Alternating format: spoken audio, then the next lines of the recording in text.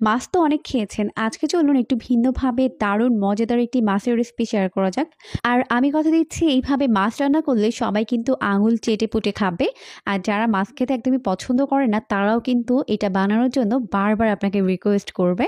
এতটাই বেশি মজাদার হয় এই রেসিপিটি। আপনারা কিন্তু যেকোনো বড় মাছ দিয়ে এই রান্নাটা করতে পারবেন। পোলাও কিংবা প্লেন রাইসের সঙ্গে কিন্তু খেতে দারুণ মজার হয়। আশা করছি রেসিপিটি অনেক বেশি ভালো লাগবে।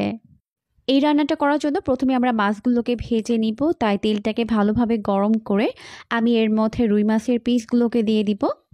আমি এই মাছগুলোকে লবণ আর হলুদ দিয়ে ভালো করে মেখে নিয়েছিলাম। আমি এখানে 7 পিস মাছ নিয়েছি, আপনারা আপনাদের প্রয়োজন অনুযায়ী বাড়িয়ে বা কমিয়ে নিতে পারবেন। তো মাছগুলোকে আমি খুব ভালোভাবে ভেজে নিব। আর এখানে একটা টিপস দিয়ে রাখি, অবশ্যই এই মাছগুলোকে একটু মোটা করে কাটতে হবে। যদি পাতলা করে কাটেন তাহলে কিন্তু মাছগুলো উল্টানোর সময় ভেঙে যেতে পারে। আমার এই মাছগুলো কিন্তু কিছুটা পাতলা করে কাটা হয়েছিল। আপনারা চেষ্টা করবেন একটু মোটা করে কাটার জন্য, তাহলে কিন্তু আর মাছগুলো ভেঙে যাওয়ার কোনোই ভয় থাকে না। তো এখন আমি মাছগুলোকে প্রথমে ভালো করে দুই পাশ উল্টে পাল্টে ভেজে নিব। মাছগুলোকে দুই পাশ ভালো করে ভেজে নেওয়ার পর এখন আমি উঠিয়ে নিব। এরপর ওই একই তেলের মধ্যে আমি দিয়ে দিব হাফ কাপ পরিমাণ পেঁয়াজ কুচি। এরপর পেঁয়াজগুলোকে ভেজে নিতে হবে।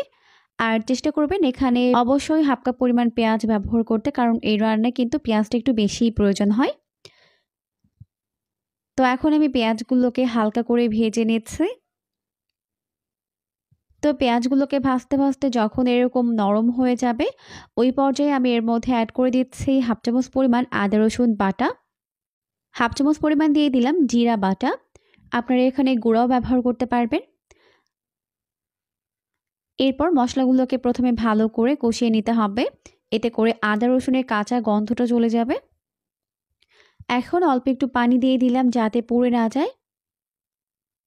এরপর আমি এর মধ্যে গুঁড়া মশলাগুলোকে দিয়ে দিব। প্রথমে দিয়ে দিলাম 1 চামচ পরিমাণ লাল মরিচের গুঁড়া, হাফ চামচ পরিমাণ হলুদের গুঁড়া, হাফ চামচ পরিমাণ দিয়ে দিলাম লবণ। আর লবণটা আপনারা স্বাদ বুঝে অ্যাড করে নেবেন। এখন প্রথমে এই মশলাগুলোকে ভালো করে কষিয়ে নিতে হবে।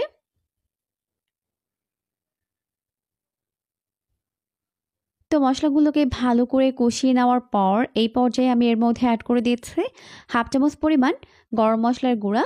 আর গরম মশলার গুঁড়োটিকে কিন্তু এই পর্যায়ে অ্যাড করতে হবে, তাহলে ফ্লেভারটা অনেক বেশি স্ট্রং হয়। এরপর এটাকেও মশলার সঙ্গে ভালো করে মিশিয়ে নিলাম। মিশিয়ে দেওয়ার পর এরপর এর মধ্যে দিয়ে দিলাম প্রায় 1/4 কাপ অর্থাৎ 4 টেবিল চামচ পরিমাণ টমেটো সস। আপনারা এখানে ফ্রেশ টমেটো পিউরিটাও ব্যবহার করতে পারবেন। এরপর সবকিছুকে ভালো করে কষিয়ে নিলাম। আর কষানোর এই পর্যায়ে আমি এর মধ্যে 4